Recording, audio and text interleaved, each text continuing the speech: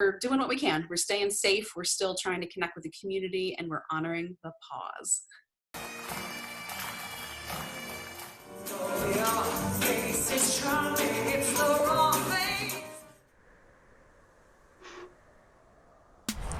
Hey y'all, it's Molly Stone, Associate Director of Live Performance at Catamoment Arts, coming to you from the front steps of Catamoment Arts.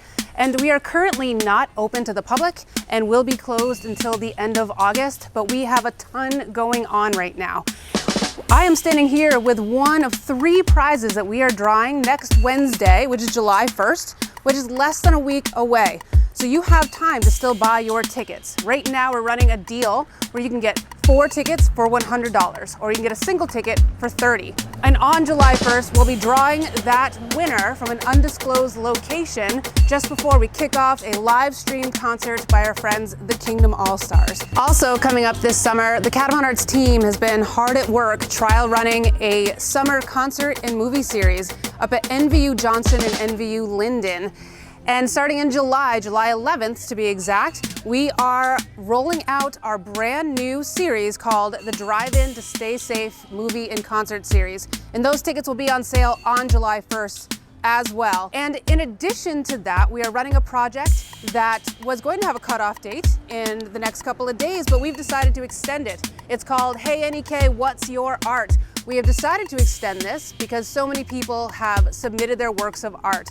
And we feel that it's important to keep that window open and to keep celebrating the works of art of our community members.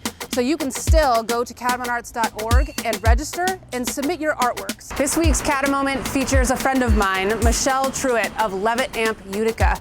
And Michelle and I discuss what it's like being part of the Levitt network, especially now in this new era of COVID-19. Hey Michelle, how's it going? Hey Molly, hey Vermont, how are you? Hey Utica, what's up? Nothing much. It's a beautiful day. You know, it's been so hot down here, and I know up there as well. And today's finally a great day just to kind of to breathe and get outside and enjoy it. Yes, it has been unseasonable. Today is seasonable, so I'll take it. Yeah. Yeah, and you know, we're not that far away from each other, so we might be sharing the same weather pattern right now, which is great. So I wanted to ask you, first, before we start in on anything else, just how you have been doing throughout the last couple of months. I am doing good. I hate to say it. I was on a webinar early on in March when everything, you know, the stay-at-home orders went into place. And I remember this from this webinar, and this woman said that she's honoring the pause. So I think that became my mantra throughout all of this. And me, like, as you, I think as anybody who's doing a Levitt AMP series, we can all relate across the country that it is hectic and crazy, and our seasons were coming up and we were in the midst of everything. And plus all your other work and all the other stuff, like I can never say no. So I'm juggling community things all day long. And just to be home and not have to be at meetings that I think were kind of time sucking and stuff, you know, I really got to finish my to-do list for a few days in a row, which was monumental. And then just really kind of think about where we're working, what we're doing, what's important, where our priorities should be. And, you know, I know that there is a lot of strife and sickness and, you know, stress and everything else out there in the world on so many different levels right now. But, you know, here at home, my son's home from college, so I've been able to spend a little more time with him. So we're doing what we can. We're staying safe. We're still trying to connect with the community, and we're honoring the pause. I love that, honoring the pause. You know, I had just recently become a hockey mom before all of this hit. Ooh, yeah. I was about to go into fast forward. Honoring the pause has been quite lovely in terms of slowing down in our personal lives and paying attention to our children and their schoolwork. I mean, you have a son, I have kids. We've had to slow down and become teachers as well as, you know, producers and community members. Yeah, I don't know how you do it with little ones. I give you a lot of credit. My son's in college, so he finished up the semester, and he's pretty, you know, like I mentioned, he's adulting, so he's doing some things, and he's like, it's pretty cool to watch. But he's, you know, he's solo and he's on his own. But I really give a lot of credit to parents out there who are juggling full-time jobs on Zoom with kids. Like, I don't know how you're doing it. Yeah, I don't know either. But on that note, all these families are home with their kids, and usually they'd be gearing up for the Levitt AMP music series I know. in 20 different locations. So for our audience in the Northeast Kingdom and beyond, I produced the Levitt AMP St. Johnsbury music series at Dog Mountain. And Michelle, your role with the Levitt AMP music series in Utica, can you just explain what your role is there at that AMP site? Yeah, absolutely. I call myself the coordinator, which means jack of all trades, as I'm sure you know. So I'm a graphic designer by trade, and I've had a business for about 18 years. So I do all the promotions and all of that good stuff, but I also assist in writing the grant with our partners. We assist in booking the bands. We do have a booking agent, but it's making the partnerships and doing the inclusive outreach. I go get all the sponsors. It's all of the relationship building. It's the promotion, going on the radio. Like I just don't think people have an idea for a 10-week series, let alone like a one-time event. Like if you're throwing a gala or a run or something like that, like there's 1,000 pieces in that, multiply that by 10 by a whole summer.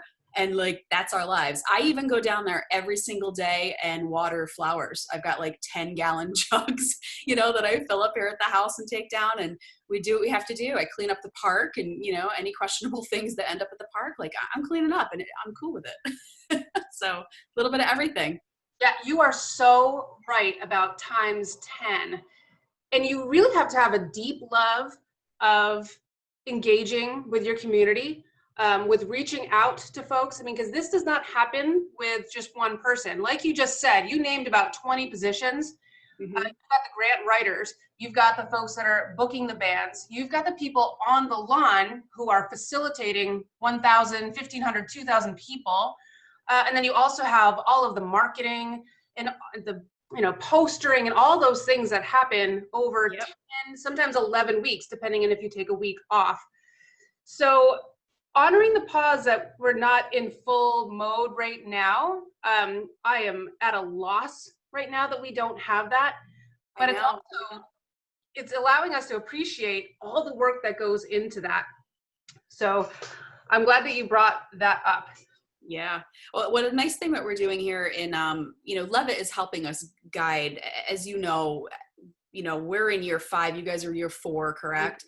I've known you guys since the beginning. I always say you and Jody were my first friends because I didn't know really how to Uber, and I was a little nervous out in LA. So I was like, hey, they look friendly. And then we're from Vermont. Yay. Did it together. But, they give us such great guidance. And one of the big things when they did their site visit to us this year, because Levitt does go out and sends people every year to all of the sites, 15 last year, 20 this year, however many we're at.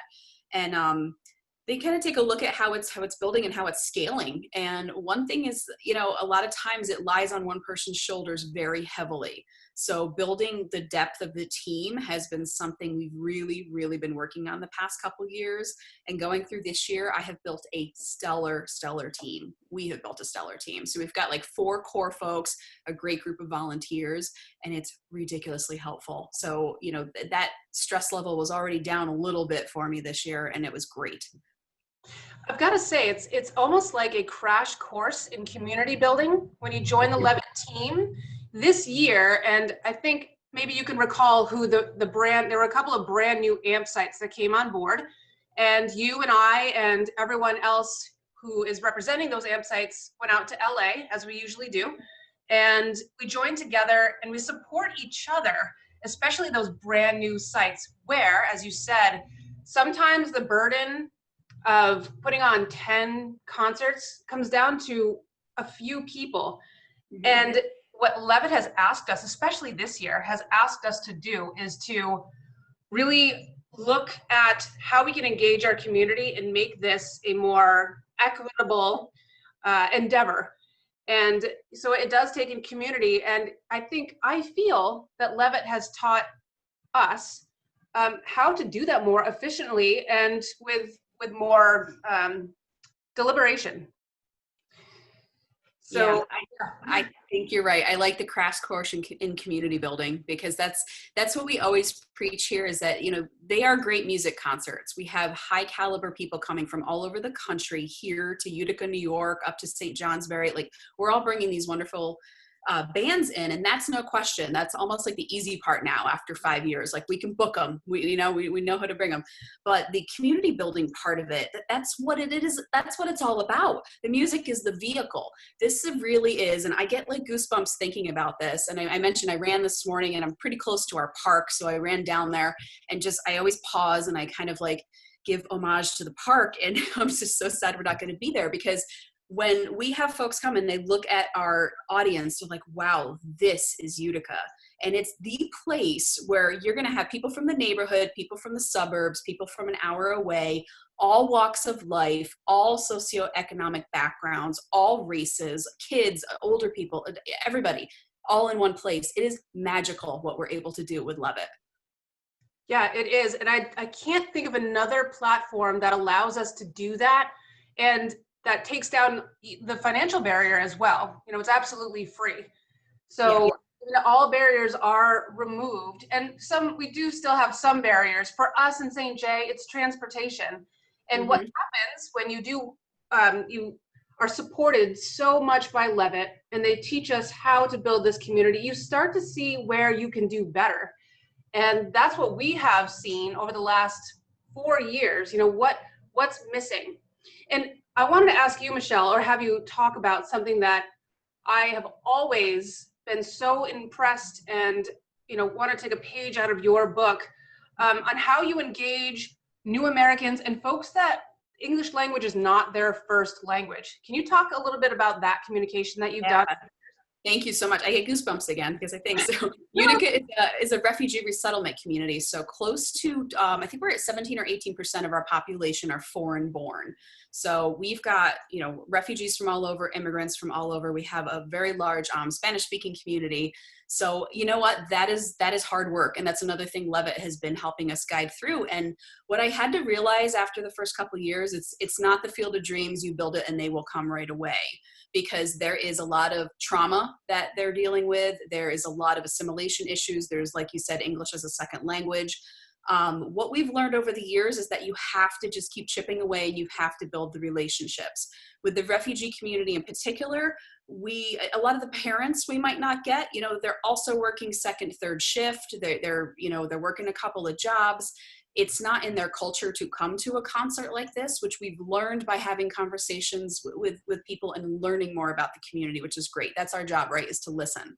So the teenagers, on the other hand, have been really awesome. So we kind of connected with a few organizations and a few individuals. We started our internship program. So we plug them in there, and then they get like the full experience of Levitt, and maybe they'll bring a sister. You know, you see some of that happening. You see this one kid, and then they're bringing a couple kids, and then maybe some of their families come, you know, so we're really working on that. I think we've done a really nice job with our Black community and with our Spanish-speaking community, and that's through, you know, I call it bridge building. We have like kind of an unofficial bridge builder group, and we've got a few people who we just reach out and we text every day and we say like, here's what's going on in my community, invite you to this and that. It's all about relationships, you know, and fostering them once you're there too. Once you're at the lawn and you're there, our concerts are 3 hours long. They're from 6 to 9. So that's a lot of great time. After 7:30, after intermission, when I have to speak and I get all nervous on the mic and I get all done with all that stuff, I'm out in the audience and just talking with people. And that is it's such a beautiful, like perfect time to be able to build relationships right there on the lawn. And I love I always say it's like the Levitt language. And the more we go out to LA and the more that we're in this family, you know, I hear myself saying the same things everybody's saying, which I love. And it's such good language. And I like that we're making human connections that extend into everyday life. That's one of my favorite things. So we're there on the lawn together, and you might see someone at the grocery store or at the car wash or getting gas or something, or in a meeting. And you're like, hey, I know you, I've seen you at Levitt. And that's what builds and strengthens our community, right? Right. I mean, when, you know, oftentimes you could be sitting across a boardroom table and say, oh, I saw you at the Levitt lawn. Or you could go into your dentist office and have a patient come in and say, hey, we saw each other at the Levitt lawn. And all of a sudden, there's one less barrier. You have a connection.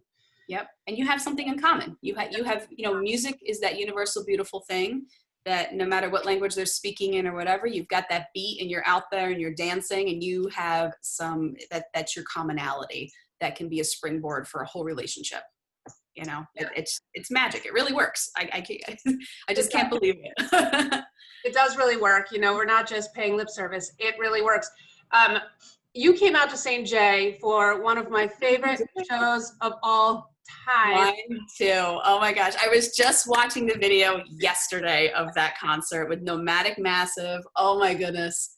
The best. What a show to end a series with. Here I am patting my own back. Stop it. You should. You definitely should. But it does speak to the Levitt mission. You know, it was the best concert to end a series on and to unfortunately take a year-long pause where Utica, you guys came out and joined us on the lawn, and we had a band up there that sang in 9 different languages, and the entire lawn was up dancing. I was dancing like crazy. It was truly a I don't know how to explain it. I think you explained it best. You know, it's just a beautiful capsule of what we're trying to capture here. And, you know, taking all that joy and fun off the lawn into our community is why we're doing it. So do you remember that day? Obviously you do. Katie Giacovelli, who works closely with me on the team here, we both came up. We took the trek up to Vermont. We had a little mishap with our Airbnb on a dairy farm. We went back to Montpelier and spent the night. It was an awesome trip. We had a poutine in Burlington. It was just awesome. And then to cap it off, to be up with you guys in St. J on Dog Mountain, which, you know, I've heard beautiful things about from you guys, and we're just like, we gotta go. And it was a beautiful trip, and that band and just seeing you guys, and it's really like, it's family. I've been to a handful of different ones because we're lucky here on the East Coast because we're pretty close to, I've been to Rhode Island, Trenton. I've been down to, I went to Chattanooga actually, and I went out to Stevens Point, Wisconsin a couple of summers ago. But this is a great excuse to go out and visit other cities and to really immerse yourself in what they're doing there, how they are, you know, answering the challenge of placemaking and community building and all the beautiful things that they do. You know, we're all like, I watch Parks and Rec a lot, if you haven't noticed. I always say this group is like, take 20 cities, 2 people each, put us all together in LA every year for the convening. It's like 40 Leslie Nopes in one room, and it's just, it's ridiculous. We are ridiculous. For real. I love it. So I want to start to circle this toward the bridge grant. You and I have been attending a meeting. It was every single week during the height of the COVID crisis, which I can't say is over, but then it's gone to every other week. But truly, these past couple of months, the AMP sites have come together in a way that I never could have imagined we would, and it has been so beneficial, so connecting. And Levitt has offered us all, who have chosen to postpone our series, a bridge grant to engage our community, to hold us over until we can be all together again on the lawn. So I would love to hear from you about your experience with Levitt during this time and your idea for the bridge grant. Yeah. What other funder or employer or organization is going to go to the lengths that Levitt has for us, right? I mean, taking that time out to put us all on Zoom together. And I think, you know as well as I do, I know Allie and Berea, you know, she could really attest to this. Berea, Kentucky. I love them. I love how it says July. It's my favorite. But they postpone theirs as well. And when you have to make that announcement to your community, I felt like I was letting the whole world down, you know, all of the city and everything. It was so emotional. And we're on these calls and we all have tears in our eyes because we believe in this work and because we know this work works, right? We know these concerts work and we love being out there in the midst of it. So I can't say enough about, you know, the assistance. And then you get to now where we are with doing our bridge grants and virtual concerts and really making that pivot. And now we're in a whole different ballgame where we're talking about, you know, licensing for songs and, you know, songwriter fees and things that we need to do legally that, you know, we haven't had to tackle here because we are at a park, you know, that is owned by the city. So now we're really going through these things, and Levitt is right there beside us as well, talking us through the legal things, which I can't thank enough. That's not my area of expertise. So just to have, you know, I don't even care if I have anything to say or anything to share. I pop on those on Thursdays because seeing your faces and seeing everybody from all over the country going through the same thing, and they're, they're our friends. Like, so I could really say some of my best friends in the world now are in the Levitt network because of how we've come together and what we've been able to do. So it's an interesting year, isn't it, to pivot and, this bridge grant. So we were able to put together a very simple application and come up with an idea. And Levitt really gave us, leeway to say, you know your community best. You tell us what's best for your community, what you're able to do. And we're working around COVID guidelines and different things, and we can't get together in person. So it's like the world was our oyster, right? So we came together with this cool project, and we just shot it on Monday. So it's really exciting. And again, with the pause, one of our goals this year with our series was to tell that story like you and I are talking today, because I don't think people understand what a national connection it is, and this collaboration and how far the reach is. So that was one of our goals anyway this season, and we were going to do it in some different ways at the live concerts. But it's hard to really speak intimately to people when you've got 1,000 people in front of you who are just like, they're revved up, they're doing art projects, they're dancing, they don't want to listen to you right then and there. So we're doing a TV show. We're actually doing a 2-hour television special, and we are filming different segments in between 14 different bands. We've got 2 national acts and then a ton of different local ones. I got to tell, I can't wait to share this with you and everybody, because the lineup is just spectacular. And in between, we're going to put segments on the beyond the music, what we do in terms of fostering youth, like identifying, fostering youth singers and dancers to become part of our family, earn that first paycheck, from singing at intermission with us. And then the placemaking things that we do, the art things that we do. We have a kids art circle of all these little cool old school desks, and we had 15 different artists in the community paint them and, do cool things. And we bring them out every week for an artist to work with the kids doing an art thing that relates to the type of music or the genre that's on the stage.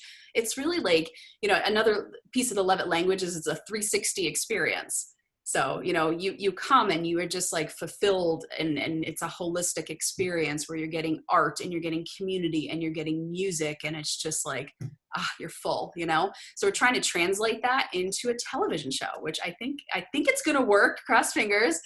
And we're also having all of our Levitt friends, a good deal of our Levitt friends, including you, kind of pop in and say hello. And we want our community to meet you guys as well and say, hey, here's somebody from Vermont, here's somebody from Carson City, Nevada, from Florida, all over the place. And they're introducing you guys are introducing our bands for us in the show, which I'm so excited about. So that was one way to show the scope. It is so awesome. And as you were talking, I was thinking, we don't have everyone's full attention when we're on stage and talking about all the good works that Levitt does, and fair enough. People are excited. And when we do talk about Levitt, we talk about the National Levitt Network. And I'm wondering if, the word national is, people think that can't be, community, but we truly have discovered through Levitt that we have a community, and then we have this national community. And a lot of us who have hired global bands from all over the world have this now global community, all from this one seed called the Levitt Foundation. Mm-hmm. And so I love that. Good job. I think that the story should be told in several languages, in several ways, and for all learning styles, that this is how we continue going forward in a positive way as a global family. By starting small and thinking big. And I just want to thank you so much, Michelle, for chatting with me. And it's my honor. It's so good to see you. So good to see you. I could go on forever with you, but we do have to cut it to a close. But I want to just offer you some last words. Maybe can you send a message out to your audience in Utica? Oh, you put me on the spot, didn't you? I love it. See, I'm like, oh, can I prepare anything, Molly? Give me all this. No, you know what? The message is always the same. Like, we're putting together a welcoming place for you, whether you're here in Utica or you're in St. Johnsbury, Vermont. This is a safe, creative, joyful space to let your stress go, to come enjoy something, some high caliber entertainment that we're bringing to you, taking all the barriers out. We just want to see your faces. And you know what? We want to build strong, healthy, productive, loving communities through this. And we are here for you. We are dedicated to doing this. We are devastated that we can't do it in person, but we're going to do our best to bring it to you in a different way. And we will be back next year. We will be back next year. 2021. 2021, Levitt AMP St. Johnsbury Music Series. And what is the name of your series out there, Michelle? Levitt AMP Utica Music Series. Awesome. Great. So to all of our audiences in New York, in St. Johnsbury, in the NEK in Vermont, and to all of the states across our country, we will see you in we'll see you in 2020 for the Bridge Grant, but we will all see you again in 2021, and that's a promise. Yes. Thank you so much, Michelle. Thank you, Molly.